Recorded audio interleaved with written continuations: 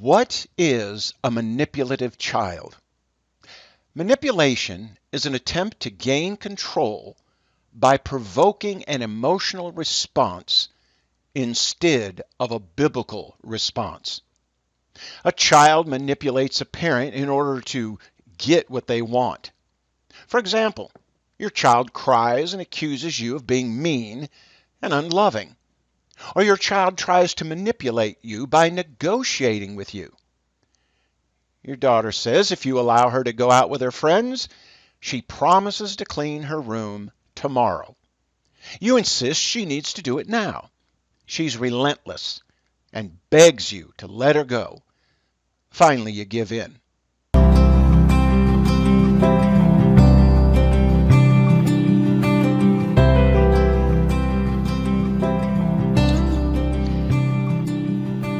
Remember, your child is attempting to produce in you an emotional response.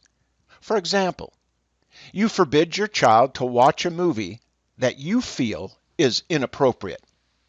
Number one, the child's desire is to watch the movie. Number two, the child's behavior. He accuses mom and dad of showing favoritism toward his sister. He says, well, you allow her to watch any movie she wants. You love her more than me.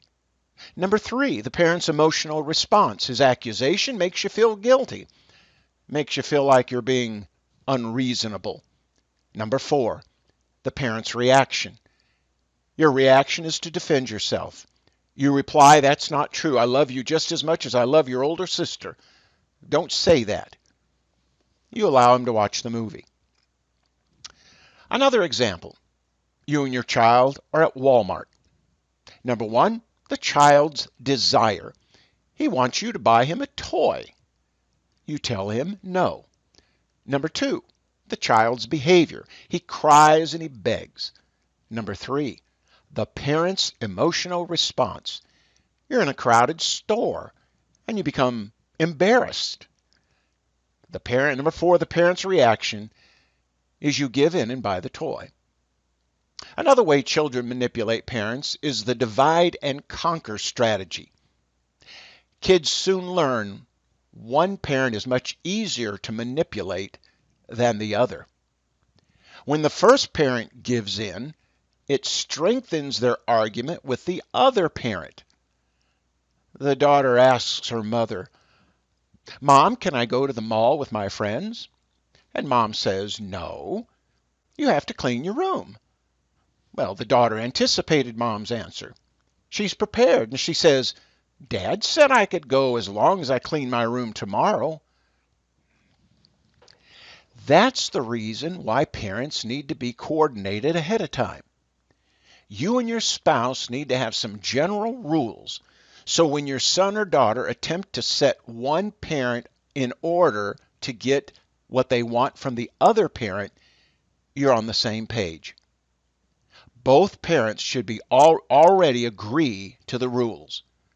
On the weekend, your son or daughter finish their chores. Then they can go out with their friends. Don't cave to your child's whining, pouting, and begging. Stick to what you agreed to. Obviously, there are going to be times when one parent, for example, thinks an exception to the rule is appropriate. But don't have that conversation in front of your child. Tell the child you'll let him know in a little while or an hour or this afternoon. If the parents in private cannot agree, then it's probably best to stick with the original rule. A little humility and submissiveness on the part of both parents would also be a good thing. But I cannot stress it enough that you make a definite decision. And when you meet again with your child, you are in agreement. It's important that parents be of the same mind, united, intent on one purpose. Philippians 2:3. The goal of manipulation, consciously or unconsciously, is to get the parent to respond emotionally. The child sins by attempting to manipulate his or her parent. The parent sins when he or she responds emotionally to their child's desire and not biblically. Children can only manipulate a parent that allows themselves to be manipulated. And for that reason, parents must reverse the pattern or habit of manipulation their child has acquired. Parents should not respond to their child, quote, according to his folly, unquote, Proverbs 26:4. Folly refers to sin.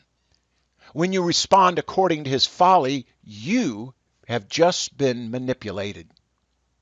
Proverbs 24:4 tells parents to respond as his folly deserves. Do not allow your child to draw you in and get you to respond emotionally and not biblically. You both sin. Respond to your child as his folly deserves. How do you do that? You rebuke him. Show him his sin. Guide him to repent. That's what Paul meant when he said in Ephesians 6:4, bring them up, raise them in the discipline and instruction of the Lord. There were two ways Jesus dealt with people that tried to manipulate him. Number one, he pointed out their failure to take responsibility. Number two, he emphasized God's will as the standard for judging the manipulator. For example, the illustration above of the child that wanted to watch a movie his parents said was inappropriate. The parent responds biblically by pointing out in Ephesians 6:1 through 4, the child's responsibility to obey and honor his parents. The Apostle Paul says it's the will of God. Consider the daughter. Consider the daughter that wanted to go to the mall instead of cleaning her room. She violated two biblical principles. First, Paul writes in 1 Corinthians 14:40, all things must be done properly and in an orderly manner, her room included. Second, Ephesians 6:1 says, children, obey your parents in the Lord, for this is right. In other words, it's the right thing to do. In closing, let me remind you of your responsibility to your children. In Ephesians 6:4, Paul says, bring them up in the discipline and instruction of the Lord. Bring them up. In other words, raise them. Nourish them to maturity. Realize children have to be raised. They have to be brought up, nurtured, not just to adulthood, but especially with regards to having a right relationship to God through Jesus Christ. Bringing them up includes discipline and instruction. Discipline and instruction describes everything parents need to do. It's the process of cultivating a child's mind, spirit, morals, and behavior, the whole personality of the child.